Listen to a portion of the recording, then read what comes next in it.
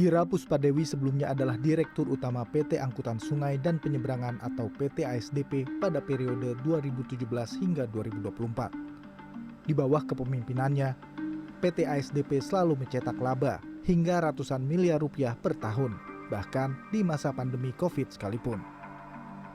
Pencapaian laba tertinggi diraih pada 2023 lalu, di mana PT ASDP mencatatkan laba bersih sebesar 600 miliar rupiah atau mengalami kenaikan dibanding 2022 yang mencapai 500 miliar rupiah. Meski demikian, pada Februari 2025, KPK menetapkan Ira Puspadewi dan 2 anggota direksi PT ASDP lainnya sebagai tersangka karena dugaan korupsi di proses akuisisi PT Jembatan Nusantara. KPK menyebut 40 dari 53 kapal milik PT JN yang diakuisisi PT ASDP dinilai tak layak karena telah memiliki umur 30 hingga 60 tahun. Kerugian negara akibat proses akuisisi ini dinilai mencapai lebih dari 800 miliar rupiah. Kasus pun bergulir. Pada sidang yang digelar di Pengadilan Tipikor pada Kamis 20 November lalu, Ira Puspa dijatuhi vonis 4 tahun 6 bulan penjara.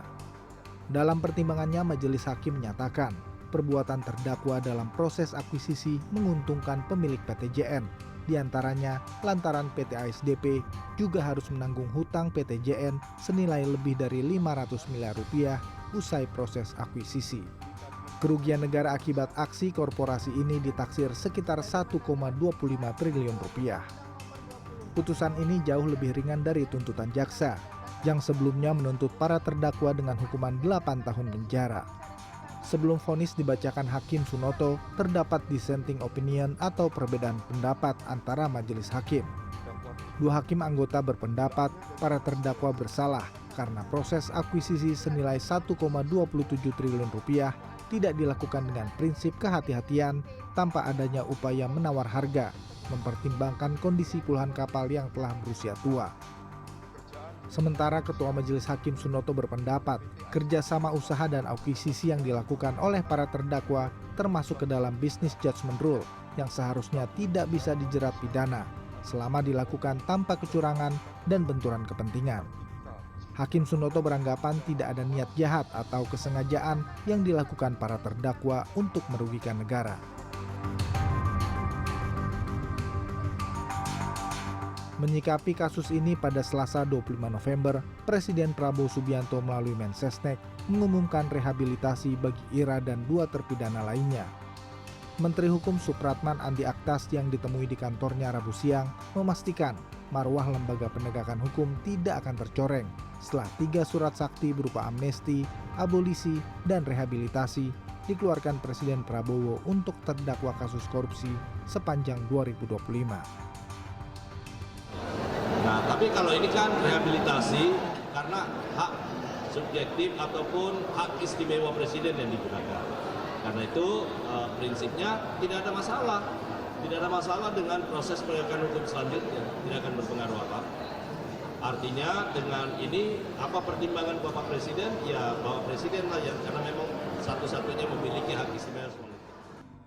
Sementara itu, pelaksana tugas Deputi Penindakan dan Eksekusi KPK Asep Guntur Rahayu Selasa malam menyatakan pemberian rehabilitasi merupakan hak prerogatif Presiden Prabowo Subianto. Asep juga menyatakan semua proses penegakan hukum yang dilakukan KPK, mulai dari pengumpulan bukti hingga pemenuhan unsur pasal, telah dibuktikan secara terbuka di persidangan. Hak prerogatif dari Presiden, itu kami menghormati apa yang telah diputuskan oleh Bapak Presiden. Ira Puspadewi bukan satu-satunya dirut BUMN yang tersandung masalah korupsi. Sebelumnya mantan dirut Pertamina Agustina Setiawan dijerat KPK atas dugaan korupsi pengadaan LNG periode 2011 hingga 2021. Oleh Majelis Hakim Tipikor pada Juni 2024, Karen divonis 9 tahun penjara karena dinilai telah merugikan negara lebih dari 1,7 triliun rupiah.